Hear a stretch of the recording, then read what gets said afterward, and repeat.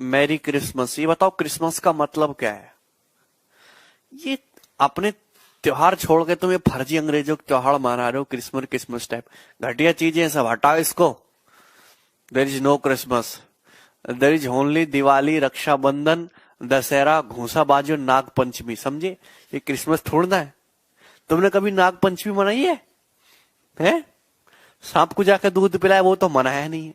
Christmas मनाते हो, उसका मतलब भी पता है तुम्हें? है भाई?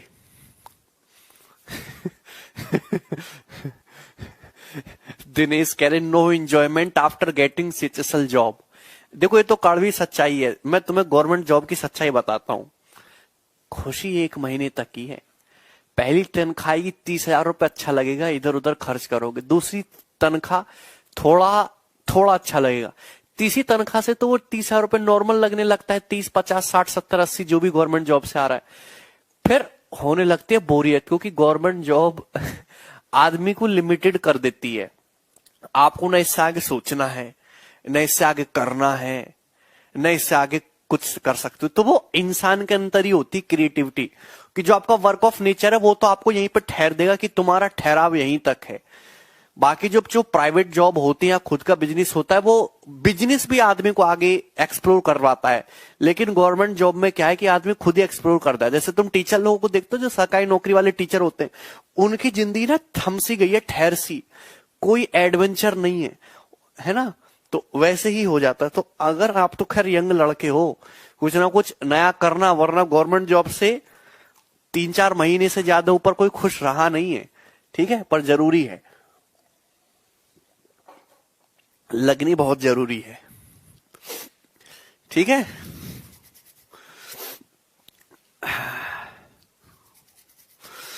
अच्छा। समझ में आया कि नहीं आया?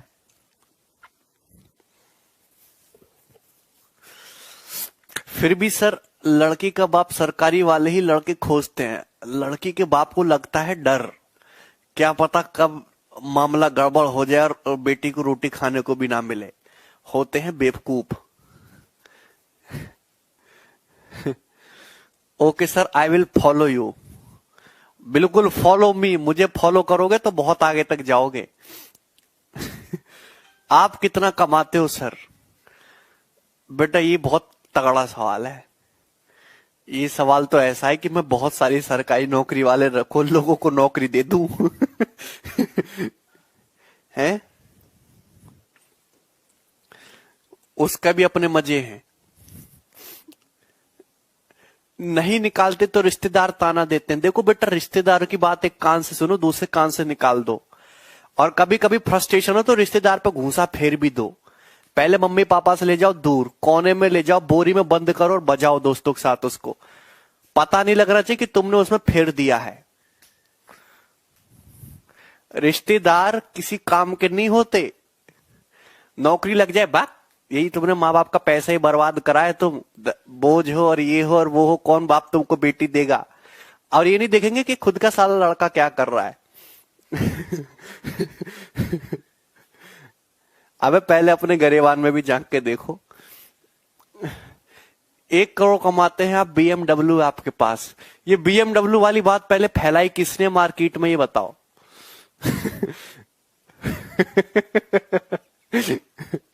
बीएमडब्ल्यू वाली बात बिल्कुल गलत है।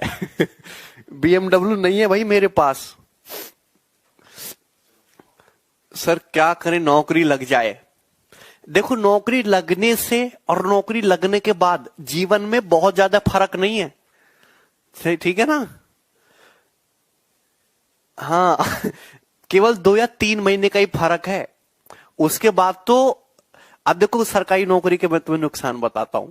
तुम यहां हो, तुम्हारा पूरा परिवार यहां है, तुमको पटक जाएंगे चेन्नई में या मुंबई में तुमसे बिना पूछे। और तुम्हारी शादी माँ बाप 2-3 साल तक करेंगे नहीं। तुम वहां पर अकेले रहोगे, ना तुम्हारा कोई दोस्त बनेगा, ना होगा, एक कमरा होगा। 50,000 रुपए सैलरी होगी, 16,000 रुपए कमरे के चले जाएंगे तुम्हारे। और इतना सा कमरा होगा, तुम्हारा मन भी नहीं लगेगा, तुम कमरों में घुसेगे नहीं। कभी यहां घूम लेता हूं, कभी वहां घूम लेता हूं, कभी यहां। खाने को बहुत ज्यादा मिस करोगे। तो ये सब प्रॉब्लम होती है। पर सरकारी नौकरी जरूरी है, क्योंकि समय की डिमांड है ना, जमाने की डिमांड है सरकारी नौकरी, है ना? चलो इधर देखो। नहीं सर, बहुत फर्क होता है नौकरी लगने के बाद। भैया वो बात मुझे भी पता है। हैं? चलो, ऑटो ऑटो है, सेटिस्फेक्शन होगा, सरकारी नौकरी होने के बाद सेटिस्फेक्शन होगा। लेकिन पता है, मैं उस सोच को बता रहा हूं कि लोग ये समझते हैं कि सरकारी नौकरी लग गई तो जीवन की सारी समस्याएं खत्म। ऐसा कुछ भी नहीं है। अपने दिमाग से भी एक कीड़ा निकाल दो, और अब जो आपके माँ बाप है उनके दिमाग से भी एक कीड़ा निकाल दीजिए। ठीक है, ये चीज गलत है।